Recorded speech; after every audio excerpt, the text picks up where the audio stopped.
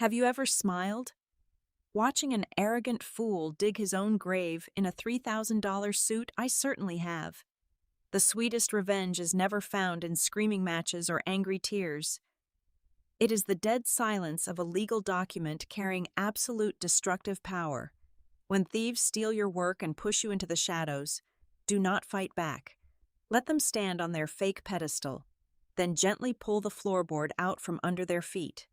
Hello to the wonderful audience of Boss Revenge Stories. Thank you so much for your continuous support.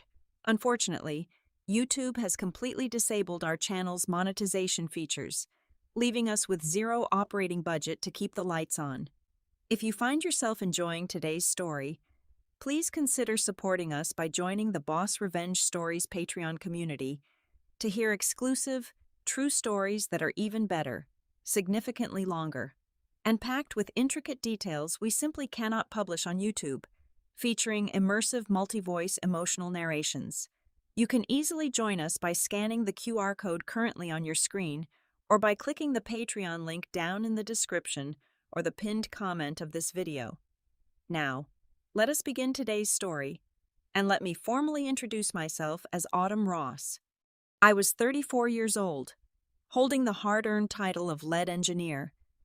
Yet I found myself sitting completely silent in the absolute darkest, most obscured corner of a massive glass-walled boardroom. We were inside the headquarters of Arrow Peak Development, one of the most ruthless and wildly successful infrastructure development conglomerates in all of Denver.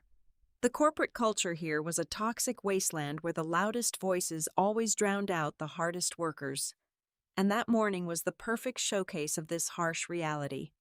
I took a slow, deliberate sip of my bitter black coffee, letting the dark liquid burn the back of my throat to keep myself grounded. My eyes remained fixed on Julian Vance. Julian was a 37-year-old project manager who had essentially glided into his executive chair on the coattails of his wealthy, politically connected family. Right then, he was standing at the head of the long mahogany table, waving his hands with the practiced elegance of a stage actor, delivering a flashy presentation on the horizon grid. This was no ordinary contract. It was a groundbreaking $1.2 billion smart city initiative that would redefine urban living. It was genuinely nauseating to watch him perform. Julian was flawlessly utilizing every single highly complex technical term and reciting every exact structural metric that I had personally engineered. For 3 agonizing years, I had sacrificed my weekends, my holidays, and countless hours of sleep. I had stared at simulation models until my vision blurred, calculating the precise load distributions and environmental impact ratios. Yet, as Julian clicked through the slide deck, he stared directly at the investors and shamelessly claimed my life's work as his own brilliant, singular strategic vision. He spoke about the structural integrity as if he had actually done the math, rather than just copying and pasting my finalized reports into his flashy presentation template. The suffocating tension in the room suddenly spiked when an older gentleman from the State Infrastructure Committee interrupted the performance. He leaned forward, adjusting his glasses, and asked a highly specific, penetrating question about the long-term feasibility of the subsurface groundwater recycling system. I watched Julian carefully. For a fraction of a second, the charismatic facade slipped, revealing a flash of absolute, helpless panic. He did not know the answer. He did not even understand the fundamental physics behind the water pressure dynamics.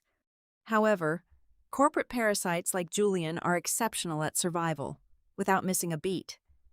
He flashed a $1 million smile and gracefully pivoted his body toward my poorly lit corner of the room. That is an incredibly insightful question, and for those intricate administrative elements, I will defer to Autumn, Julian said smoothly, addressing the committee. She is my logistics support staff, who handles all the minor, trivial details for my overall design. He threw me under the bus to buy himself time and diminish my presence entirely.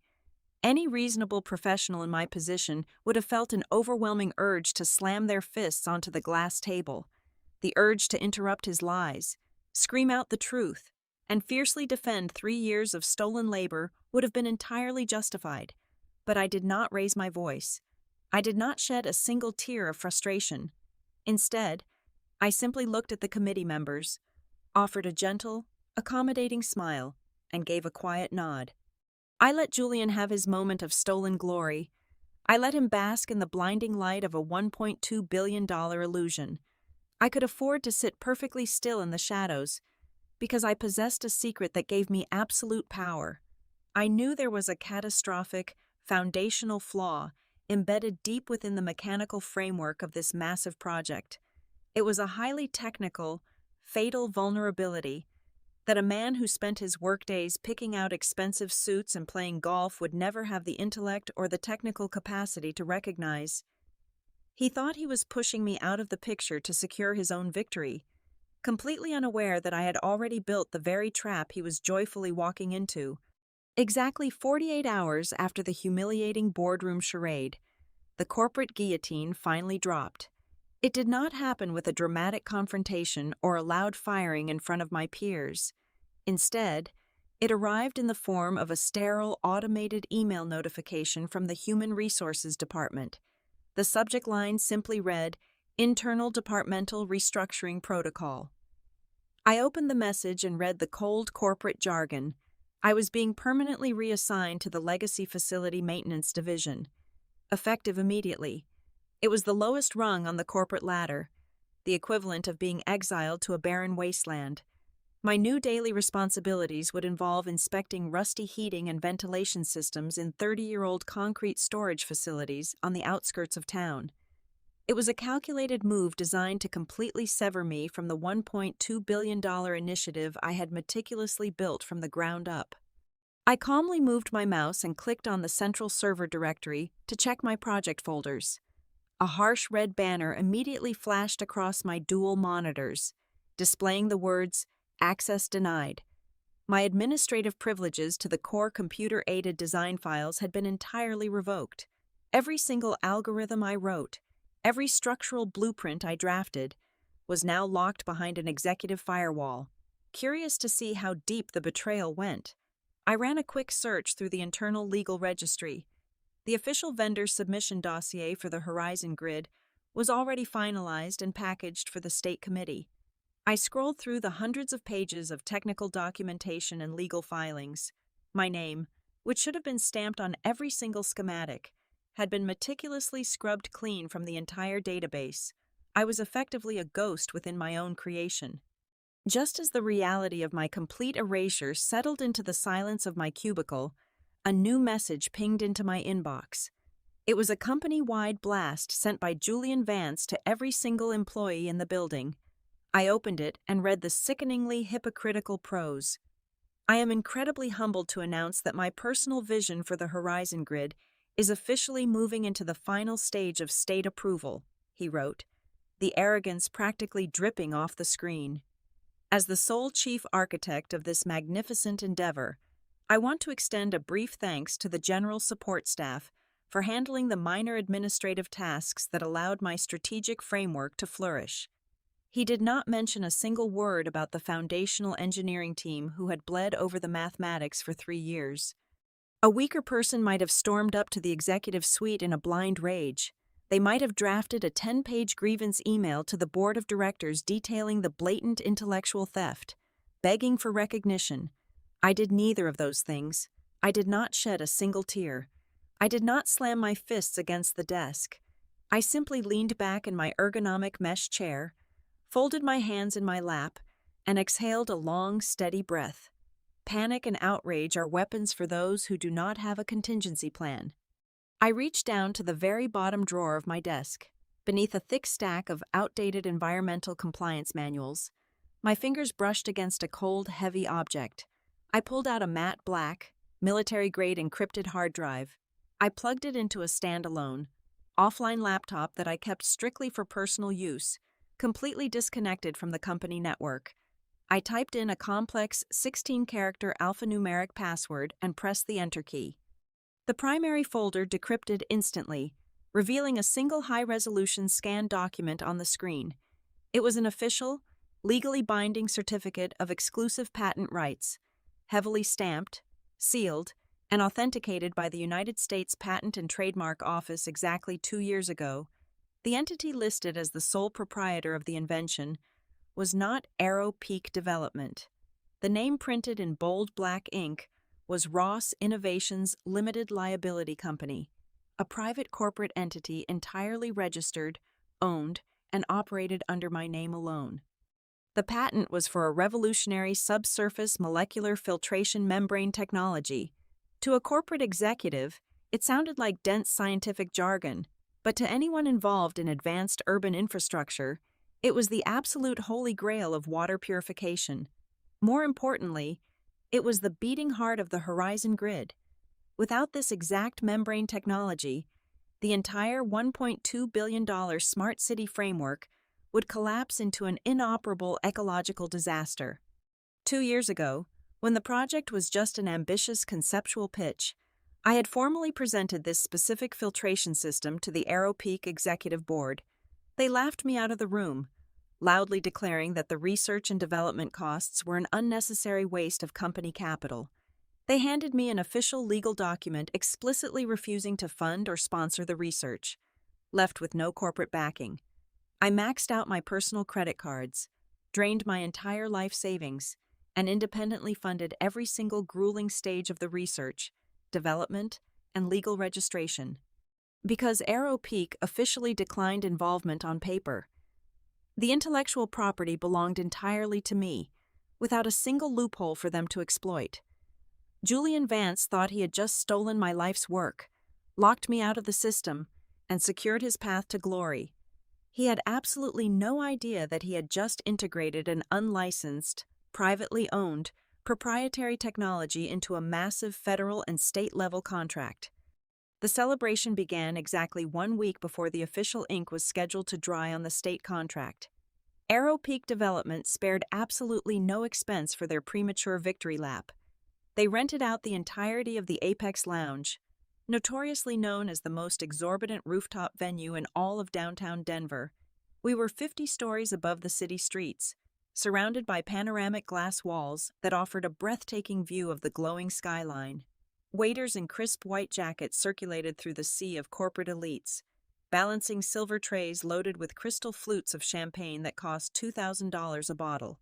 The atmosphere was thick with the scent of expensive cologne and the intoxicating arrogance of unearned triumph. It was a dazzling cinematic display of corporate hubris, a lavish masquerade ball where the thieves celebrated their successful heist under the guise of visionary innovation. At the absolute center of this opulent circus stood Julian Vance. He had traded his standard business attire for a custom-tailored, midnight blue tuxedo that gleamed under the soft ambient lighting. He clinked his glass with a silver spoon, demanding the attention of the room.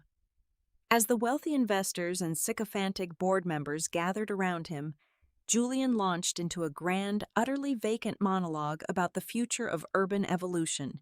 He threw out buzzwords with reckless abandon, painting a utopian picture of sustainable ecosystems and smart grids, completely disconnected from the brutal mechanical realities of the work.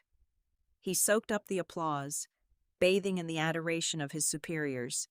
He looked every bit the triumphant conqueror, graciously accepting credit for a monument he did not build, while the engineers who had actually sacrificed their sanity for the project were nowhere to be seen. However, not everyone in the room was intoxicated by Julian and his rehearsed charm. Standing perfectly still in the shadowed alcove near the private bar was Marcus Thorne. Marcus was a notoriously ruthless venture capitalist whose private equity firm was injecting the massive upfront capital required to keep Arrow Peak afloat until the state funds cleared. Unlike the grinning executives, Marcus looked completely unimpressed. He stood with his arms tightly crossed over his broad chest, his sharp, predatory eyes scanning the room. His expression was one of deep, calculating skepticism. He watched Julian gesture wildly on the makeshift stage, and I could see the subtle tightening of his jaw. Marcus was a man who worshipped data, not charisma. He knew that the grander the promise, the greater the hidden risk. I had not been officially invited to the executive gala, given my recent reassignment to the basement-level maintenance division, but I still possessed an active security clearance badge, and I knew exactly how to blend into a high society crowd.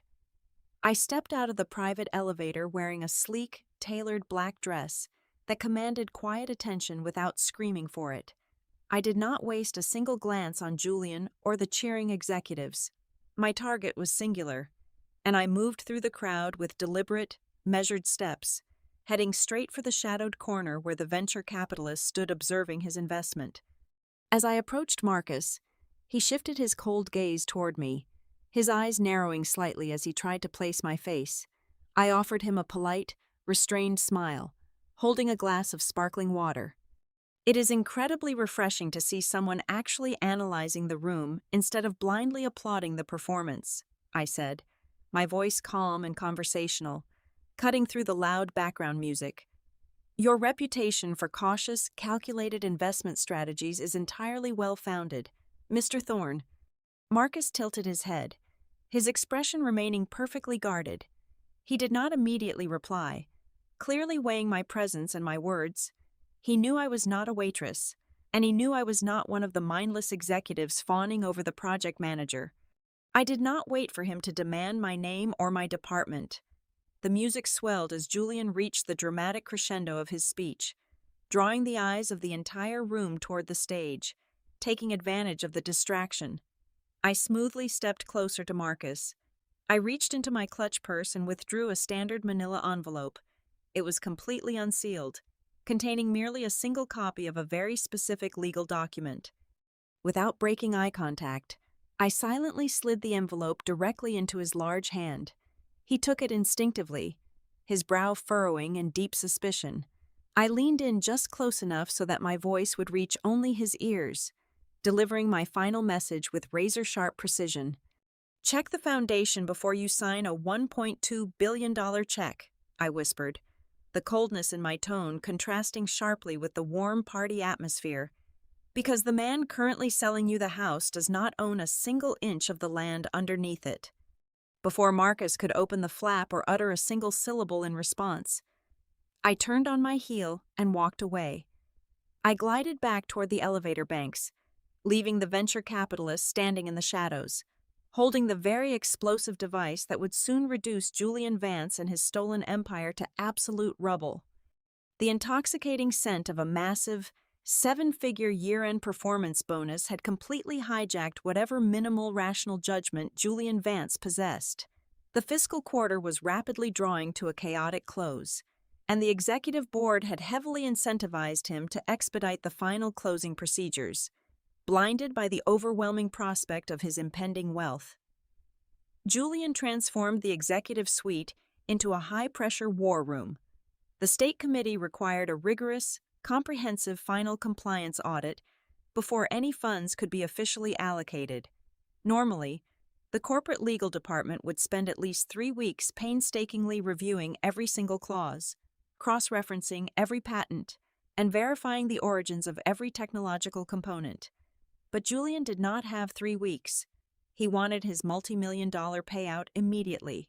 Using his family name and his newly inflated authority, Julian aggressively cornered the senior risk management officers. He ruthlessly berated the compliance team, calling their standard vetting protocols bureaucratic nonsense that threatened to derail the greatest financial victory in the history of the corporation. Intimidated by his relentless shouting and fearful of crossing a man with such deep executive connections, the legal department ultimately caved. They bypassed the mandatory external patent verifications and rushed the final bidding dossier straight to his desk for executive authorization. Sitting in his sprawling corner office, Julian did not bother to read the dense, heavily worded legal stipulations printed on the final page of the state contract. He only saw the finish line. The specific document laid out before him was the Declaration of Corporate Sovereignty and Asset Ownership.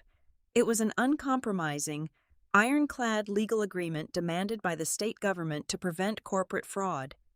Julian pulled a heavy, customized gold fountain pen from his breast pocket, without a single second of hesitation or a shred of technical understanding regarding what he was actually guaranteeing. He confidently slashed his signature across the bottom line labeled Legal Representative. In doing so, He legally certified, under penalty of perjury, that Arrow Peak Development held 100% of the intellectual property rights for every single piece of technology embedded within the proposal. Meanwhile, miles away from the gleaming glass towers of the executive suites, I was sitting in the damp, poorly ventilated basement office of the Legacy Maintenance Division. A flickering fluorescent bulb buzzed above my head, casting a pale, sickening light over a desk covered in rusty pipe schematics. But my eyes were not focused on the crumbling infrastructure of the old buildings. They were glued to the glowing screen of my personal laptop. Before my administrative access had been fully revoked, I had quietly integrated a discrete tracking script into the automated outgoing mail server of the legal department. I knew exactly when the digital courier would depart our network and hit the state government servers. The silence of the basement was absolute, broken only by the rhythmic dripping of a leaky water valve down the hall. I watched the progress bar on my screen slowly fill. The tension in my chest was a coiled spring, tightening with every passing second. The entire corporate empire hung in the balance of this single digital transmission. Then, a sharp, distinct chime echoed from my computer speakers. The screen flashed bright green, displaying an automated confirmation receipt from the State Infrastructure Committee. The official procurement portal had successfully received and locked the final contract dossier. That tiny, innocuous electronic chime was the sound of a guillotine blade dropping. The sheer magnitude of what Julian had just accomplished was breathtaking in its stupidity. By willingly transmitting that signed document across state lines to a government entity, his arrogant, rushed signature had instantly crossed the threshold from standard corporate negligence into the realm of a severe federal felony. He had just officially sold a highly classified, privately owned piece of proprietary technology to the state government. He had essentially sold a house he did not own, and he had put it in writing, submitting it to the most heavily guarded legal authority in the region. The time bomb was no longer just ticking, it was officially armed, locked, and irremovable. I leaned back in my cheap, squeaky chair and let out a long, satisfying breath. The trap had closed perfectly. There was absolutely no way to retract a finalized government bid once the receipt was issued. I opened my corporate email client and located the cold, automated demotion notice that the Human Resources Department had sent me 2 days prior. They had expected me to quietly fade into the background, broken and defeated by their bureaucratic bullying. I clicked the reply button, my fingers hovering over the keyboard for a brief moment as I savored the absolute finality of my impending victory. I did not waste time with long explanations or emotional outbursts. I simply typed a single, devastatingly precise sentence and hit send. I accept the new position, but you should prepare a criminal defense attorney. Exactly 24 hours after my ominous email landed in the Human Resources inbox, the carefully constructed illusion of Arrow Peak Development began to violently shatter. The catalyst was not a slow leak, but a catastrophic explosion triggered by Marcus Thorne. The ruthless venture capitalist bypassed the standard corporate hierarchy entirely and mandated an immediate, highly restricted emergency board meeting. The setting was the primary executive suite, the exact same glass-walled arena where my life's work had been shamelessly stolen just a few days prior. Now, however, the air conditioning seemed to be running at freezing temperatures, and the atmosphere was so incredibly dense with unspoken tension that it felt completely suffocating. The wealthy board members, usually so relaxed, jovial, and arrogant, sat rigidly in their high-backed leather chairs. Their faces were drained of color, their expensive tailored suits suddenly looking like prison uniforms as they waited for the impending execution. At the far end of the long mahogany table, sitting perfectly still in the seat usually reserved for the chief executive officer, was an unfamiliar outsider. Her name was Sylvia Vargas. She was the senior legal counsel and primary litigator for the State Infrastructure Committee, a woman legendary for dismantling corrupt government contractors with surgical precision. Sylvia was absolutely not there to negotiate or offer a friendly warning. Her expression was a terrifying mask of cold, unadulterated fury. Resting squarely in front of her perfectly manicured hands was a thick stack of finalized contract documents. The top page was aggressively stamped with a massive, glaring red seal from the Federal Oversight Division. It was the exact dossier Julian had rushed out the door the previous afternoon. But now, sitting under the harsh fluorescent lights, it looked less like a victory lap and more like a heavily documented federal indictment. The heavy double doors of the boardroom suddenly swung open, and Julian Vance strode into the room with the swagger of a newly crowned king. He was completely oblivious to the absolute slaughter waiting for him inside. He wore a crisp, custom-tailored charcoal suit and a nauseatingly confident smile. Clearly expecting to be greeted with thunderous applause, a standing ovation, or perhaps the physical presentation of his massive year-end bonus check. He carried a silver tumbler of expensive imported coffee, walking with a relaxed, loose-limbed gait that radiated unearned privilege. It took him 5 full seconds of standing in the dead, chilling silence of the room before he finally noticed that absolutely no one was making eye contact with him. He looked at the pale, sweating faces of the senior board members, then at Marcus, whose jaw was clenched so tightly a muscle visibly twitched in his cheek, and finally at the unfamiliar, terrifying woman sitting at the head of the table. Sylvia did not offer a polite greeting. She did not even bother to stand up. With a sudden, violent motion, she picked up the thick stack of red-stamped documents and hurled them across the polished mahogany table. The heavy binder slid aggressively, stopping mere inches from Julian's perfectly manicured hands. The loud smack echoed like a gunshot in the silent room. The United States Patent and Trademark Office flagged this submission less than 2 hours ago, Sylvia stated, her voice as hard and unforgiving as solid steel. The central molecular filtration membrane, the absolute core engine of this entire $1.2 billion initiative, does not belong to Arrow Peak Development. It never has. It is the sole, exclusive property of a completely independent, privately owned corporate entity. Yet, right here on page 47, there is your legal signature. Mr. Vance, you firmly guaranteed, under penalty of perjury, that this corporation owned every single patent involved. What you have just submitted to my office is not a municipal development proposal. It is a documented, irrefutable confession of state-level, multi-million-dollar corporate fraud. Before Julian could even process the terrifying, life-altering weight of those words, Marcus Thorne erupted from his chair. The venture capitalist slammed his massive palms down onto the glass tabletop with a force that violently rattled the expensive crystal water pitchers. "I warned you," Marcus roared, his voice shaking the glass walls and vibrating in the chests of everyone in the room. "I specifically told your executive team to ensure every single operational detail was legally sealed. I am funneling hundreds of millions of dollars of private equity into this firm, and you just submitted a stolen, counterfeit blueprint to the state government. Give me one single rational explanation right now before I freeze every single financial asset this company possesses and have you formally investigated by the federal authorities for gross embezzlement." All the blood instantly drained from Julian's face, leaving him looking like a ghost. The charming, untouchable executive vanished in a heartbeat, instantly replaced by a terrified, trembling coward. His legs completely gave out.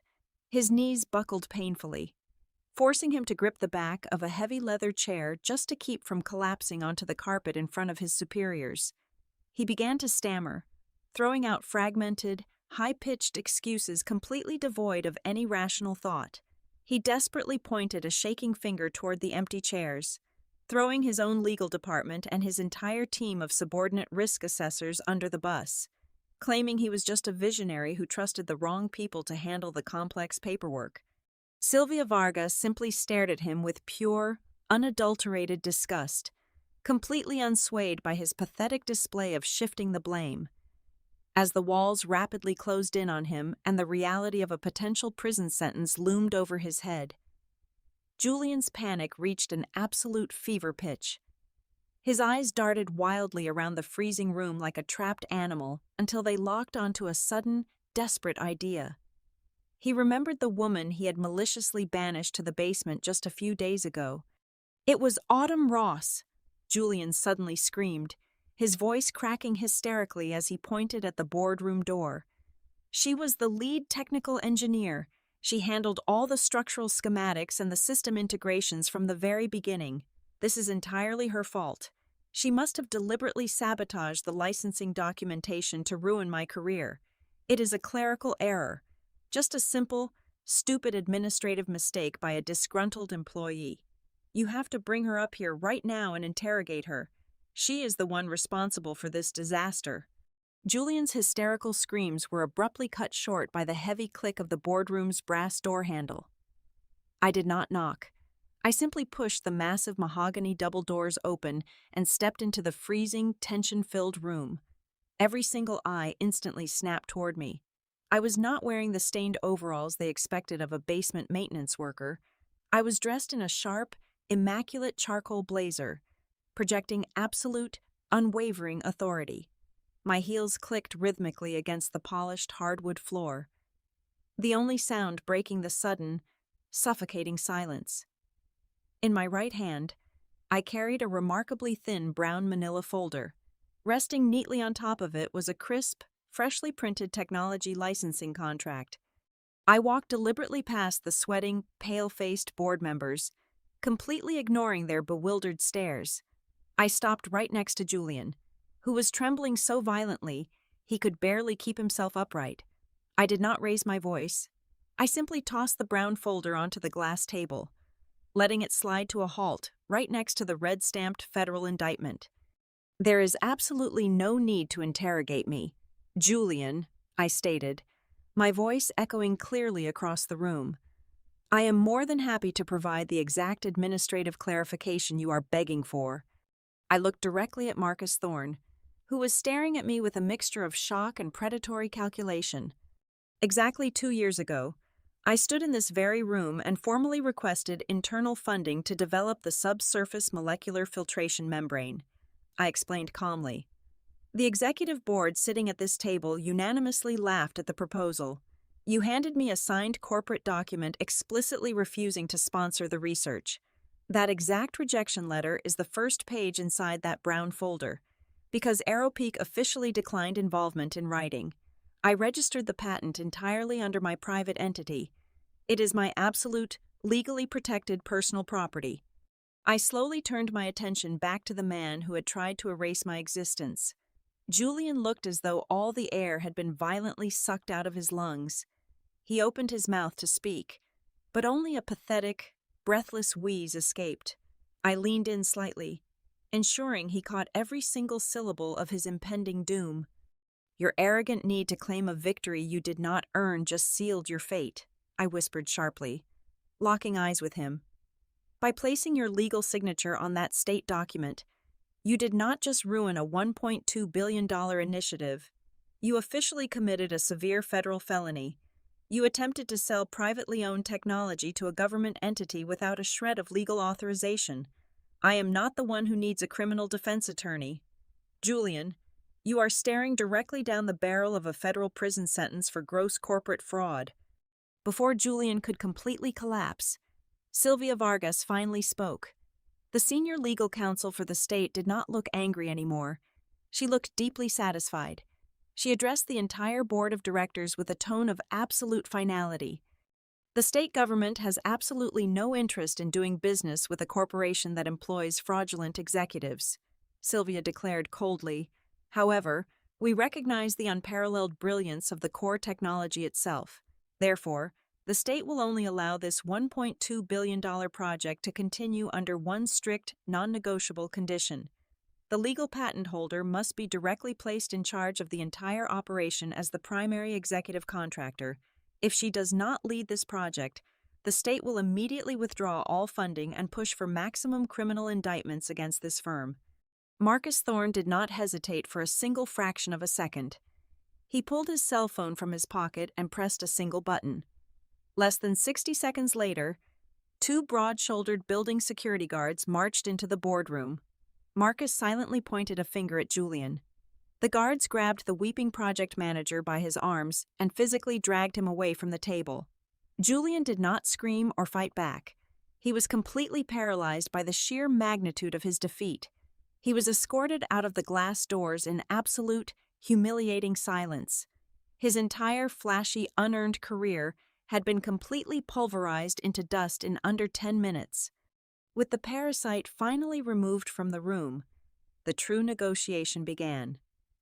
I calmly walked over to the heavy leather chairman's seat at the head of the table, the exact throne Julian had just occupied. I pulled the chair out, sat down comfortably, and smoothed the lapels of my blazer. I picked up the brand new licensing contract I had brought with me and tossed it casually across the glass table. I will sign over the exclusive licensing rights to my technology and save this corporation from total destruction, I announced, my voice ringing with undeniable power. In exchange, I demand a revised compensation package that includes exactly 3 times my original equity shares and the immediate, uncontested title of Chief Executive Officer. Thank you so much to everyone for tuning in and listening to my journey today. I would really love to know, where in the world are you currently listening to this story from? Please let me know down in the comments. If you found today's story satisfying and wish to support our channel, please consider joining the Boss Revenge Stories Patreon community. There, you can listen to our absolute best, highly exclusive true stories that are simply too intense to publish publicly on YouTube. You can easily join by scanning the QR code currently displayed on your screen, or by using the Patreon link found in the description or the pinned comment of this video. Thank you again for your time, and have a wonderful day.